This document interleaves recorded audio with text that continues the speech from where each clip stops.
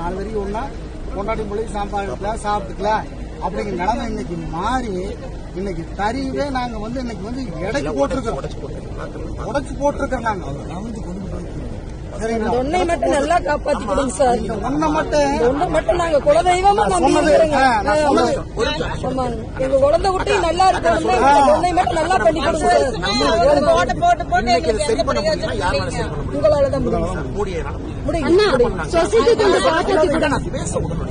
ஒரே நிமிஷம் பேசிட்டு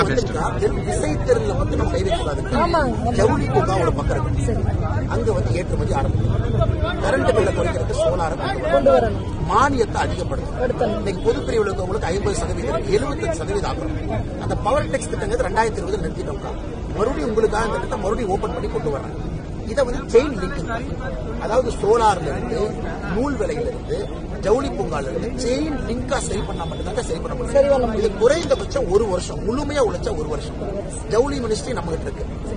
ஜூன் 4ஆம் தேதிக்கு பிறகு நீங்க பாருங்க, ஜவுளி அமைச்சரே கொண்டு வந்து புதிய ஜவுளி அமைச்சர் ஒரு மீட்டிங் போட்டு அன்னைக்கே நாங்க டைம் லைன் உங்களுக்கு ப்ராமிஸ் பண்ணிருக்கோம். இந்த நாளுக்குள்ள இது நடக்கும். இந்த நாளுக்குள்ள